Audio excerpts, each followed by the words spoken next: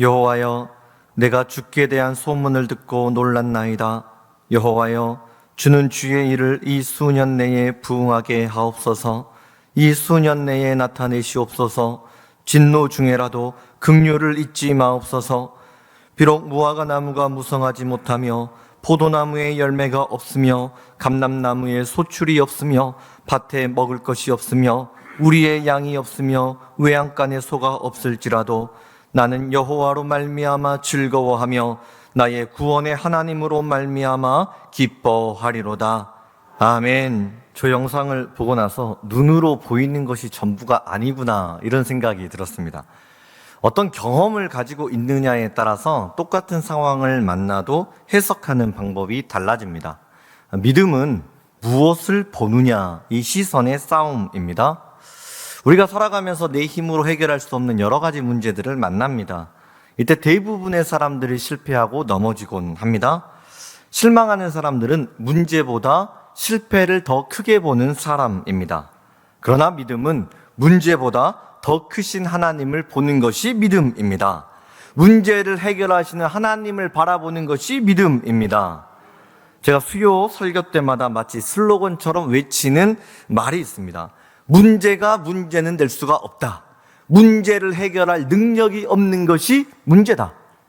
문제를 해결할 능력이 없는 것이 문제입니다. 문제를 건강하게 풀어나가는 것이 영성입니다. 갈등을 건강하고 지혜롭게 풀어낼 수 있는 것이 그 사람의 영성이고 인격이고 품격입니다. 하나님을 바라보면 해결됩니다. 하나님 바라보면 회복시켜 주십니다. 하나님이 일으켜 세우십니다. 믿음은 하나님을 바라보는 것입니다. 그래서 오늘 말씀의 제목이 같지만 다른 것을 보는 믿음입니다. 같지만 다른 것을 보는 믿음. 오늘 본문에 등장하는 하박국은 나라가 망해가는 절망 속에서 하나님을 바라보는 믿음으로 민족의 희망을 외쳤던 선지자입니다. 하박국은 이 고통의 시대에 성도들이 어떻게 기도를 할 수 있는지 영적인 모델을 보여줍니다. 고난의 시간에 감사를 회복할 수 있는 그 모델을 보여줍니다. 위기의 시대에 어떻게 다시 찬양을 회복할 수 있는지 우리에게 영적인 도전을 주는 말씀, 이게 하박국입니다. 하박국이 활동했던 시대는 남유다, 북이스라엘로 갈라져 있었습니다. 같은 형제이지만 서로를 죽이고 싸우는 일을 멈추지 않습니다. 그러던 어느 날 북이스라엘이 주전 722년 아시리아에게 멸망을 당합니다. 자기 형제가 멸망당하는 모습을 보는 남유다 백성들, 오히려 자기 형제를 비난합니다. 하나님 제대로 믿지 않고 우상 숭배하더니 내가 저럴 줄 알았다. 심판은 당연하다. 형제를 비방하고 손가락질합니다. 그러면서 남유다 백성들은 스스로의 신앙을 변호하고 착각 속에 빠져 있습니다. 그래도 하나님은 예루살렘 성전에 계신다. 나는 예배도 드렸다. 나는 율법도 잘 지켰다. 그러니 나는 안전하다. 이 남유다 왕국은 영원하다. 남유다 백성들 방만한 신앙으로 그 교만이 하늘을 찌릅니다. 실제로 남유다 사람들 어떻게 살았습니까? 살인을 저지르고도 하나님 앞에 당당하게 살아갑니다. 음란이 그들의 삶을 뒤덮어 버렸지만 이것이 죄인 것조차 깨닫지 못하고 살고 있었습니다. 극단적 이기주의에 빠져서 유익과 즐거움을 주는 것이라면 가리지 않았습니다. 오늘 대한민국의 상황과 비슷합니다. 한 나라가 남과 북으로 서로 찢겨져서 시기하고 미워하고 싸웁니다. 지역 이기주의, 정치적인 대립, 사회적 갈등으로 서로 비난하고 손가락질하며 싸우고 있습니다. 남유다 백성들 하나님을 믿는다 고백하지만 실상은 하나님이 계시지 않는 것처럼 살아갑니다. 하박국이 활동했을 때 남유다는 여호야김이 왕으로 통치할 때였습니다. 이 왕은 굉장히 패역한 왕입니다. 예레미야 36장을 보면 여후디가 선호 쪽을 낭독하면 왕이 면도칼로 그것을 연하여 베어 화롯불에 던져서 두루마리를 모두 태웠더라. 성경을 읽으면 왕이 그 성경책을 칼로 찢어서 불에 태워버립니다. 하나님의 말씀을 멸시했던 왕, 자기 자기 정의로 가득 찬 왕이 여호야김이었습니다. 마치 오늘날의 죄악상을 보는 것 같습니다. 하나님이 어디 계시냐고, 하나님 살아있으면 나와보라고, 하나님 없어도 나는 잘 살 수 있습니다, 예수님 없어도 저는 충분히 온전한 삶을 살 수 있습니다. 자기 의로 가득 차서 살아가고 있는 이 시대의 죄악을 하박국은 고발하고 있는 것입니다. 그런데 어느 날 하나님이 하박국에게 북이스라엘을 심판한 것처럼 이제는 남유다를 심판하겠다 말씀하십니다. 그 하나님의 음성을 들었을 때 하박국의 반응이 본문 2절입니다. 여호와여, 내가 주께 대한 소문을 듣고 놀랐나이다. 놀랐나이다. 저 단어의 원어를 살리면 심히 두려워서 벌벌벌벌 떨었다는 말씀입니다. 하나님이 그 당시에 신흥 바벨론 강대국을 일으켜서 남유다 백성을 몰살시키게 되는데 그 장면을 보여주십니다. 이것이 하박국 1장입니다. 그들은 다 강포를 행하러 오는데 앞을 향하여 나아가며 사람을 사로잡아 모으기를 모래같이 많이 할 것이요, 왕들을 멸시하며 방백을 조소하며 모든 견고한 성들을 비웃고 흉벽을 쌓아 그것을 점령할 것이라. 내 형제, 내 아내, 내 자녀가 포로로 끌려가며 비명을 지릅니다. 그런데 바벨론 사람들이 그 비명 소리를 들으며 조롱하고 웃으면서 즐거워하는 모습입니다. 예루살렘 성전이 무너지고 내 나라가 처참하게 폐허로 변해버리는 그 장면을 보면서 하박국 선지자가 두려워서 벌벌벌 떨고 있는 장면입니다. 하박국은 하나님 앞에 엎드려 기도하면서 이 하나님 심판의 실체가 무엇인지를 깨닫게 됩니다. 하나님, 우리 민족이 망하게 되는 것은 이 나라의 죄 때문입니다. 하나님을 믿는다 이야기는 하지만 실상은 거짓과 살인과 음란과 욕심으로 가득 채워졌던 우리 민족의 죄 때문입니다. 하나님은 죄를 심판하시고 소멸하시는 공의의 하나님이십니다. 하박국은 민족의 죄를 인정하고 하나님 앞에 회개하고 기도합니다. 그러나 놀라운 것은 이 회개 기도에서 하박국의 기도가 끝난 것이 아니라는 사실입니다. 다시 한번 본문 2절을 보면 여호와여, 내가 주께 대한 소문을 듣고 놀랐나이다. 여호와여, 주는 주의 일을 이 수년 내에 부응하게 하옵소서. 이 수년 내에 나타내시옵소서. 진노 중에라도 긍휼을 잊지 마옵소서. 진노 중에라도 긍휼을 잊지 마옵소서. 하박국은 진노라고 하는 단어 그리고 긍휼이라고 하는 단어를 비교하고 있습니다. 진노는 남유다를 심판하시는 무서운 하나님의 심판을 나타냅니다. 이에 반해 긍휼은 태아가 어머니 뱃속에서 느끼게 되는 절대적인 행복과 기쁨과 평안, 이 단어가 긍휼입니다. 무슨 의미입니까? 하나님의 진노는 망하게 하는 진노가 아니라는 것입니다. 다시 살게 만드시는 긍휼의 진노입니다. 남유다 백성들을 용서하시고 깨끗하게 만들어서 다시 한번 하나님의 자녀로 승리하며 살아갈 수 있도록 만들어주시는 사랑의 진노였습니다. 하박국은 진노 속에 담겨져 있는 하나님의 긍휼하심을 볼 수 있는 믿음의 눈이 있었던 사람입니다.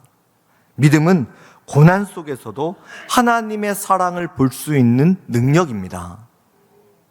하박국이 깨닫게 된 이 하나님의 긍휼하심, 그 하나님의 사랑이 무엇인지 몇 년 전에 종영된 눈이 부시게 이 드라마를 보면서 조금이나마 알게 되었습니다. 다리가 불편한 아들은 눈길을 헤매며 치매에 걸려 길을 잃어버린 어머니를 찾아 나섭니다. 이곳저곳 막 뛰어가는데 다행히 길에서 눈을 쓸고 있는 어머니를 발견하며 안도합니다. 그러다가 갑자기 화가 나가지고 어머니에게 이러다가 큰일 나가면 어쩌려고 나와가지고 이러세요. 불같이 화를 내버립니다. 그렇게 어머니와 대화를 하다가 다리가 불편한 자신을 위해 어머니가 평생 눈을 쓸어 주셨구나, 이 사실을 깨닫고 후회와 또한 감격의 눈물을 흘립니다. 우리 준비된 영상 함께 보겠습니다.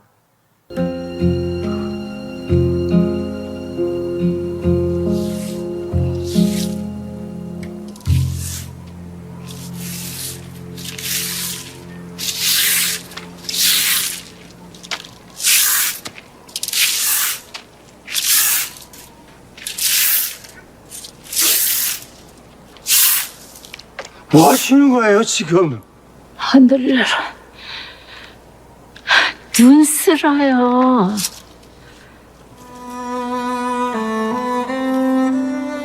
눈이 오잖아요. 우리 아들이 다리가 불편해서 학교 가야 되는데 눈이 오면 미끄러워서.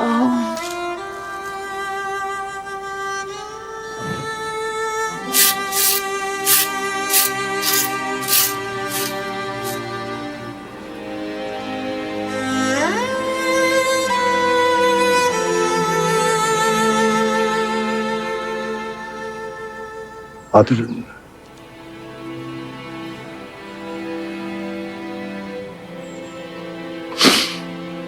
몰라요, 그거. 몰라도 돼요. 우리 아들만 안 미끄러지면 돼요. 이제 그만 쓰셔도 돼요. 아니에요. 눈이 계속 오잖아요.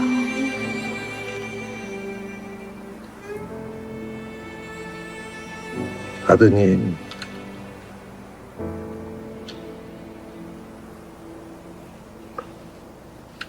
한 번도 안 넘어졌대요.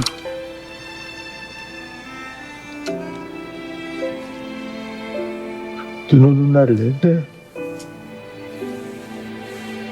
한 번도 넘어진 적 없대요. 정말이에요? 다행이네요.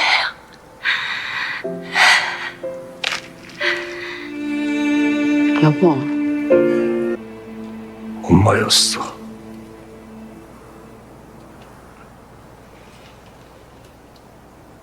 평생 내 앞에 눈을 쓸어준 게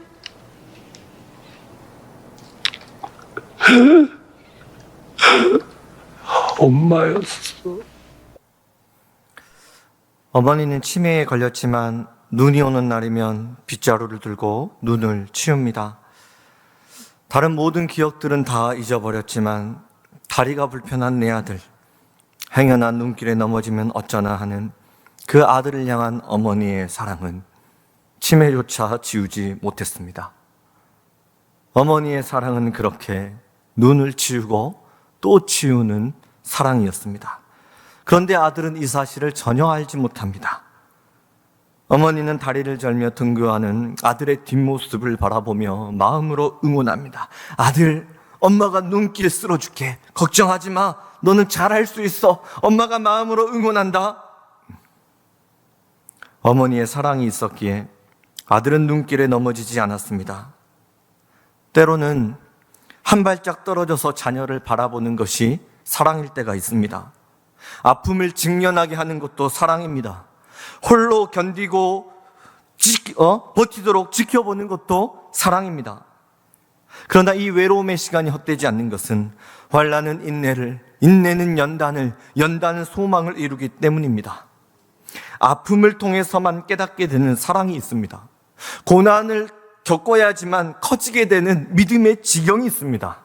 하나님은 우리를 너무나 사랑하시기 때문에 고난 속에서도 성장할 수 있는 긍휼의 은혜를 베풀어 주십니다. 그런데 우리는 하나님의 사랑의 깊이와 너비를 다 알지 못합니다. 조금만 힘들면 왜 하나님 날 사랑하지 않습니까? 왜 날 지켜주지 않습니까? 하나님의 사랑을 의심하고 원망과 불평을 쏟아놓습니다. 그러나 지금 이 시간 우리가 예배의 자리에 나와 예배를 드릴 수 있는 것은 여기까지 날 지켜주신 하나님의 사랑이 있었기 때문입니다. 다리가 불편한 아들을 위해 평생 눈을 치워주셨던 어머니 사랑처럼 하나님은 나를 주의 자녀 삼으시기 위해 평생 죄의 눈길을 치워주시는 분이 우리 하나님이십니다. 내가 지금 이 시간 예배를 드리기까지 우리 하나님께서 감당하신 아픔이 무엇입니까? 2000년 전 하나뿐인 독생자 예수 그리스도를 십자가에 내어 주셨습니다. 예수님의 생명으로 죄악의 눈길을 치우셨습니다. 십자가 사랑을 전파하기 위해 사도 바울을 고난 속에 던지셨습니다. 사도 바울의 생명으로 복음이 온 세상에 전파되게 하셨습니다. 복음의 진리가 사라질 위기에 닥치자 500년 전에 셀 수도 없는 수백 명, 수천 명의 종교 개혁자들의 순교의 핏값으로 복음의 진리를 지켜내셨습니다. 139년 전 인생의 성공이 보장되었던 언더우드 선교사를 감동시켜서 모든 것들을 내려놓고 포기하게 하십니다. 그리고 그 당시에 세계 어디에 붙어 있는지조차 확인도 되지 않는 조선이라고 하는 나라에 가서 복음을 전파하도록 그 인생을 하나님이 취하셨습니다. 그리고 34년 전에 조왕국 위임 목사님의 인생을 예봉교회에 바치게 하셨고 오늘 이 시간 나를 예배의 자리로 불러주셨습니다. 나를 향한 하나님의 사랑은 2000년의 역사를 뚫고 찾아오시는 사랑이었습니다. 나를 추격해 와서 역사의 시간을 찍고 나를 추격해 오시는 사랑이었습니다. 내게 주어진 고난 때문에 하나님의 사랑이 가려지진 않았습니까? 내게 있는 아픔 때문에 고난의 눈길을 지어주신 하나님의 긍휼하심의 은혜가 가려지진 않았습니까? 나를 향한 신뢰, 나를 향한 믿음, 나를 향한 기대를 포기하지 않는 긍휼하시는 아버지 하나님의 위대하신 사랑이 세상 끝날까지 우리와 함께 하십니다. 하나님의 긍휼하심을 깨달은 하박국, 민족의 죄와 고통의 죄악을 가슴에 끌어안고 하나님 앞에 기도합니다. 하박국 선지자 이름의 뜻이 껴안는다, 포옹한다, 씨름한다 이런 뜻을 가지고 있습니다. 민족의 비통함, 전쟁의 참담함과 상처를 가슴에 끌어안고 하나님 앞에 엎드려 부르짖어 기도합니다. 하나님 살려주옵소서. 여호와 외에 다른 소망이 없사오니 주여 이 땅을 치유하시고 회복시켜 주옵소서. 이것이 바로 고난을 만났을 때 하나님의 사람이 가져야 되는 믿음의 자세입니다. 나라가 힘들고 교회가 어렵고 가정의 위기가 찾아올 때마다 그 문제를 가슴에 끌어안고 하나님 앞에 달려나가 부르짖어 기도하는 것입니다. 교회가 세상으로부터 비난을 당할 때에 그 비난을 나의 비난으로 여기고 눈물로 단식하고 기도하는 것입니다. 여러분은 가정의 위기가 닥쳤을 때 그 문제를 어떻게 해결해 가십니까? 공동체가 무너지고 나라가 어려움에 빠질 때 어떤 선택을 하십니까? 문제를 회피하고 도망가는 사람이 있습니다. 포기하고 쉽게 주저앉아 버리는 사람이 있습니다. 또 누군가는 다른 사람에게 책임을 전가하고 그를 비난하고 불평하는 사람이 있습니다. 그러나 우리 하나님은 진노 중에라도 긍휼을 잊지 않는 분이 하나님이십니다. 내가 죄를 짓고 내가 실망하고 넘어질 때마다 하나님은 다시 한번 예수님 십자가 사랑 안에서 나를 가슴에 끌어 안으셨습니다. 나의 연약함을 감싸고 치유해 주시기 위해 우리 성령님은 지금도 탄식의 눈물로 우리의 연약함을 녹여주시는 분이 아버지 하나님이십니다. 나를 가슴에 품어주시는 하나님의 사랑, 위대한 복음의 은혜 속에서 지금도 우리는 살아가고 있는 것입니다. 이런 위대한 하나님의 사랑을 받았다면 이제는 우리가 세상을 가슴에 끌어 안아야 할 때입니다. 집안의 위기가 찾아왔을 때 그 문제를 가슴에 끌어안고 하나님 앞에 엎드려 기도하는 사람이 가정을 살리는 영적 하박국이 되는 것입니다. 사업의 위기가 찾아왔을 때 그 위기를 가슴에 품고 기도의 영성으로 그 위기를 녹일 수 있는 사람이 하박국입니다. 세상이 교회를 비난할 때 그 비난을 나의 것으로 여기고 가슴을 품고 몸부림쳐서 밤잠을 자지 못하는 이 시대에 깨어있는 사람, 그가 바로 하박국인 것입니다. 나라가 어려움에 처했을 때 외면하는 것이 아니라 갈등을 치유하고 복음을 선포하고 다시 한번 믿음 가운데 이 나라를 일으켜 세우는 사람, 그가 바로 이 나라를 사랑하고 일으켜 세우는 영적 이 시대의 하박국이 되는 것입니다. 하박국이 민족의 죄악을 가슴에 끌어안을 때 정말로 하박국이 좋기만 했을까요? 성령 충만해서 기쁨 가운데 이 일들을 감당할 수 있었을까요? 아닙니다. 하박국이 견뎌내기는 너무너무 버거운 인생의 위기들이 있었습니다. 그 위기를 본문 17절은 이렇게 기록합니다. 비록 무화과 나무가 무성하지 못하며 포도나무에 열매가 없으며 감람나무에 소출이 없으며 밭에 먹을 것이 없으며 우리의 양이 없으며 외양간에 소가 없을지라도. 이 장면은 바벨론의 공격으로 남유다 왕국이 폐허로 변해버린 상황을 묘사한 글입니다. 먹을 것이 다 떨어졌습니다. 경제는 파탄이 났습니다. 사업이 망하고 모든 것을 전부 다 잃어버렸습니다. 나라가 멸망해 버렸기 때문에 만약에 하나님께서 회복시켜 주시면 기도를 하겠습니다. 하나님이 은혜를 주시면 찬양을 하겠습니다. 이런 기도가 아니었던 거예요. 문제는 해결되지 않았습니다. 환경은 달라진 것이 없습니다. 위기는 여전히 존재합니다. 그러나 하박국의 기도는 여기서 끝나지 않습니다. 모든 절망을 희망으로 뒤집는 위대한 믿음의 선포가 본문 18절입니다. 나는 여호와로 말미암아 즐거워하며 나의 구원의 하나님으로 말미암아 기뻐하리로다. 고난 가운데 하나님만 계시면 기뻐하겠다는 선포입니다. 구원의 하나님만 계시면 감사하겠다는 믿음의 선포입니다. 왜 그렇습니까? 아버지 하나님께서 역사의 주관자가 되시기 때문입니다. 천지에 있는 세상 모든 만물의 주인은 하나님이시기 때문에 그렇습니다. 세상에 있는 모든 것 다 가졌어도 하나님 한번 잃어버리면 모든 것을 잃어버린 사람입니다. 그러나 세상에 있는 것 다 잃어버려도 하나님만 계시면 모든 것을 가지는 위대한 성령의 사람이 될 수 있습니다. 하박국이 경험했던 그 시대의 위기, 오늘날 우리가 살아가고 있는 위기와 똑같습니다. 르네상스 산업혁명 이후에 세계는 거의 500년 동안 파이가 커져가는 팽창 사회였습니다. 인구가 증가합니다. 생산성이 증가합니다. 과학기술이 비약적으로 발전을 이루었습니다.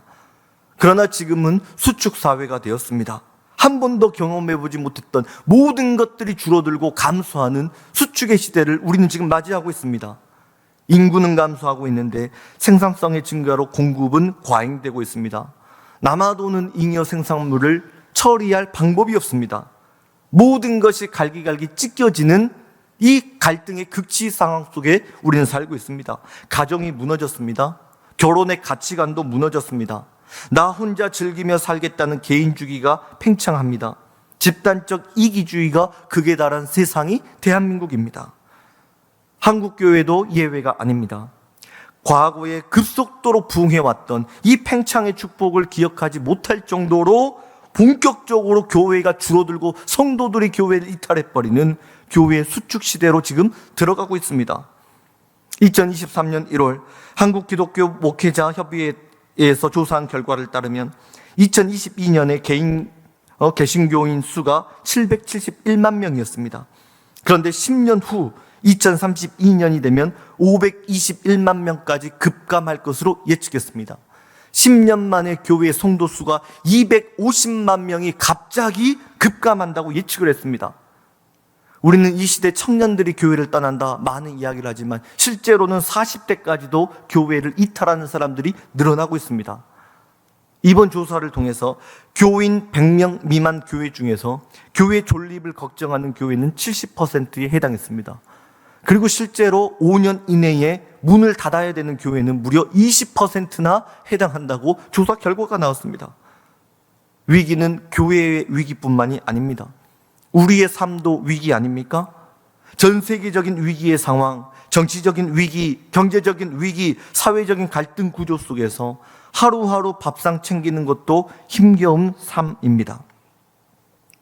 그러나 이런 위기는 어제 오늘만의 문제는 아니었습니다.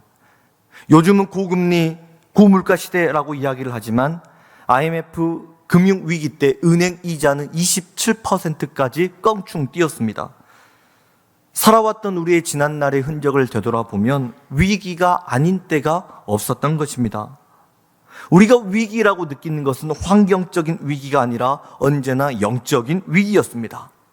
영적인 위기 속에서 하나님이 보이지 않으면 힘들다, 괴롭다, 아프다, 넋두리를 하게 되는 것입니다. 여러분, 믿음이라고 하는 것이 무엇입니까? 믿음은 같은 것을 보지만 다른 것을 보는 것이 믿음입니다. 하나님을 바라보는 것이 믿음입니다. 골리앗 같은 위기가 우리를 뒤덮고 있지만 그 위기를 붙잡고 계시는 하나님을 보는 것이 믿음입니다. 문제를 해결하시고 갈등을 치유하시는 전능하신 하나님을 보는 것이 믿음입니다. 위기 속에서 역전의 은혜를 펼쳐주시는 하나님이 계십니다. 하박국은 이것을 볼 수 있는 성령의 사람이었습니다. 하박국에 열려졌던 영적인 영안이 이 시대에 우리 가운데 열려져야 되는 것입니다. 나는 여호와로 말미암아 즐거워하며 나의 구원의 하나님으로 말미암아 기뻐하리로다. 시대가 어려울수록 진실한 성도들은 이 영적인 기쁨을 회복해야 합니다. 감사를 회복해야 됩니다. 문제가 해결되고 상황이 좋아지고 형편이 좋아진 다음에 하는 감사가 아닙니다. 이거는 누구나 다 할 수 있는 감사입니다. 그러나 하나님이 정말로 기뻐하시는 감사는 무엇입니까? 고난 속에서도 믿음의 눈을 열어서 하나님께 올려드릴 수 있는 감사가 진실된 감사입니다. 펄벅이라는 사람이 쓴 돼지라고 하는 소설책을 보면 왕릉이라고 하는 젊은 농사꾼이 나옵니다. 매년 홍수와 흉년으로 농사를 짓기가 쉽지 않았습니다. 겨우 힘들게 농사를 지으면 가을이 되면 메뚜기 떼가 다 몰려와가지고 전부 다 갉아먹어버리는 거예요. 방법이 없어서 아내와 도시로 이사를 갑니다. 새벽부터 밤이 늦도록 일을 합니다.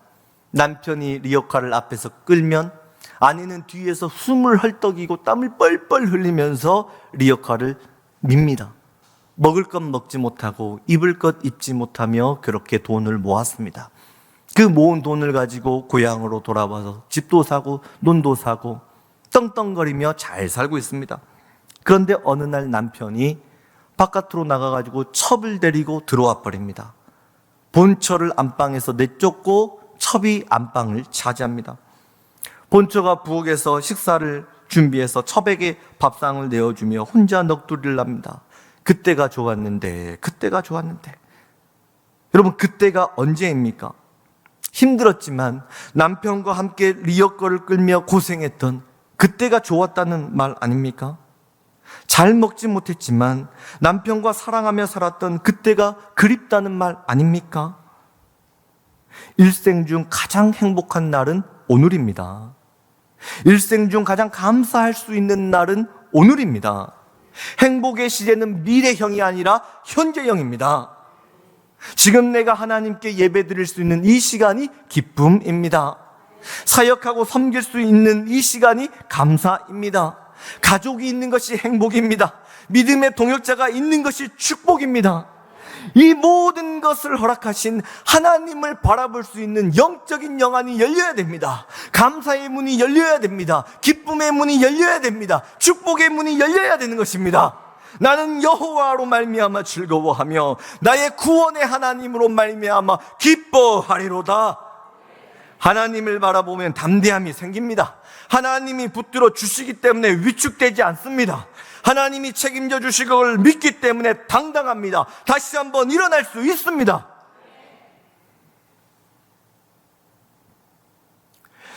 캘리포니아 북부에 레드우드 국립공원이 있습니다.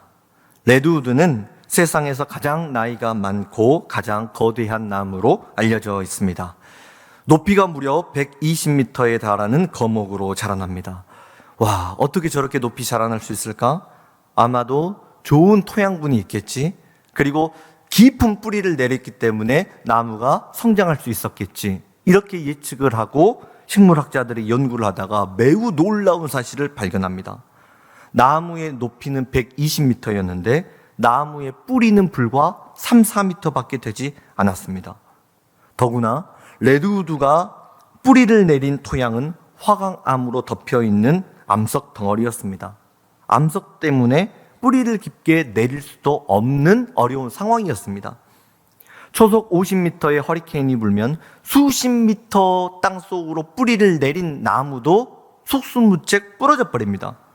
그러나 놀라운 것은 뿌리의 깊이가 3, 4m밖에 안 된 이 레드우드는 무려 3,000년의 세월을 버텨왔습니다. 어떻게 이런 일들이 가능했을까? 토양의 단면을 잘라서 연구하다가 깜짝 놀라버립니다. 나무의 뿌리를 옆으로 길게 뻗어서 주변 나무들 뿌리하고 강하게 얽혀져 있었습니다. 서로가 서로를 꽉 붙잡아 줍니다. 서로 연결된 뿌리를 통해서 이 영양분을 나눠 먹으며 3,000년의 모진 세월을 견뎌왔던 것입니다. 서로 하나로 연결되었던 뿌리, 이것이 레드우드가 화강암을 이겨내고 세상에서 가장 큰 나무가 될 수 있었던 비결이었습니다. 그래서 레드우드는 결코 홀로 존재하지 않습니다. 함께 모입니다. 화강암이 거대하면 거대할수록 레드우드 나무나 함께 모여서 어떤 나무 하나도 쓰러지지 않도록 사력을 다해서 서로의 뿌리를 꽉 붙잡아 줍니다. 그래서 이 레드우드는 군락을 이루어 광활하고 멋진 숲을 만들어냅니다. 우리가 살아가야 되는 오늘날의 현실이 마치 화강암 반석처럼 보입니다. 수많은 위기와 어려움이 우리 인생 앞을 가로막는 것처럼 보입니다. 나 혼자서는 그 문제를 이겨낼 능력이 없습니다. 그러나 복음 안에서 하나가 되면 이겨낼 수 있습니다. 위기가 커질수록 더욱 모여야 됩니다. 함께 붙잡아 주어야 됩니다. 가슴으로 끌어안는 것입니다. 너의 아픔을 나의 아픔으로 끌어안는 것입니다. 공동체의 아픔, 교회의 아픔을 나의 아픔으로 끌어안고 가슴에 품고 기도하는 것입니다. 함께 모여서 기도하고 각자가 예수 그리스도 안에서 믿음의 뿌리를 깊게 내리는 것입니다. 기도의 뿌리를 내려야 됩니다. 예배의 뿌리를 내려야 됩니다. 사명의 뿌리를 내리고 봉사의 뿌리를 내리고 교사의 뿌리를 내리고 구역장의 뿌리를 내려서 서로가 서로를 꽉 붙잡아 주어야 됩니다. 누구 한 사람도 넘어지지 않도록, 소자 한 영혼이라도 잃어버리지 않도록, 포기하지 않도록 서로를 가슴에 품고 중보하고 위로하고 격려하는 것입니다. 집사님 힘내세요. 제가 기도의 뿌리를 꽉 붙잡고 있습니다. 우리 권사님 힘내세요. 일어나세요. 제가 응원의 뿌리를 꽉 붙잡고 있습니다. 장로님 사랑합니다. 축복합니다. 제가 축복의 뿌리를 꽉 붙잡고 있습니다. 예수님 안에서 영적인 축복과 신령한 교제를 나누며 화강암처럼 단단한 이 시대의 위기를 이겨내는 것입니다. 우리 각자가 믿음의 뿌리를 내려서 내가 너를 잡아주고 너가 나를 잡아주고 우리 가정이 구역을 잡아주고 구역이 우리 가정을 잡아주고 우리의 믿음이 우리 교회를 꽉 붙잡아 줄 수만 있다면 예봉교회는 레드우드 나무처럼 다시 한번 일어나게 될 것입니다. 세상을 깜짝 놀라게 만드는 위기 속에서도 가장 위대한 하나님의 거룩한 부흥을 선포할 수 있는 믿음의 교회가 될 것입니다. 여호와여, 주는 주의 일을 수년 내에 부흥하게 하옵소서. 수년 내에 나타내시옵소서. 기도하겠습니다. 하나님 아버지 고맙고 감사합니다. 이 시대의 위기를 바라볼 때 이렇게 쓰러지고 포기하는 것이 아닐까 염려했지만 다시 한번 우리의 마음을 돌이켜 주시니 감사합니다. 오늘 말씀을 통해 믿음 안에서 새로워지게 하여 주옵소서. 하나님 기뻐하시는 아름다운 신앙인의 모습으로 다시 일어나게 하여 주옵소서. 하나님, 우리의 삶의 자리가 얼마나 힘에 겹습니까? 무화과 나무가 무성치 못하고 포도나무에 열매가 없고 감람나무에 소출이 없고 밭에 식물이 없고 우리의 양이 없고 외양간에 소가 없기 때문에 눈물 지을 때가 얼마나 많이 있습니까? 그러나 믿음은 하나님을 바라보는 것이라 하셨사오니 그리 아니하실지라도 여전히 감사하고 기뻐하고 찬양 드리는 복된 성도들이 되게 하여 주옵소서. 믿음의 뿌리를 깊게 내려서 서로가 서로를 붙잡아 주게 하여 주옵소서. 너의 아픔이 나의 아픔이 되고 서로의 상처를 가슴에 끌어안고 사랑할 수 있는 믿음의 교회, 성령의 교회가 될 수 있도록 하나님 인도하여 주옵소서. 하나님 이 시간에도 고난 가지고 나온 주의 백성들을 위로하여 주옵소서. 어떻게 해결해야 될지 알지 못해서 방황하는 사람들을 성령 하나님 위로하시고 치유하여 주시옵소서. 하나님 바라보고 감사를 회복하게 하여 주시옵소서. 다시 한번 믿음 붙들고 기쁨의 노래를 회복할 수 있도록 하나님 은혜 위에 은혜를 더하여 주옵소서. 이 모든 말씀 예수님 이름으로 감사하고 기도드립니다. 아멘.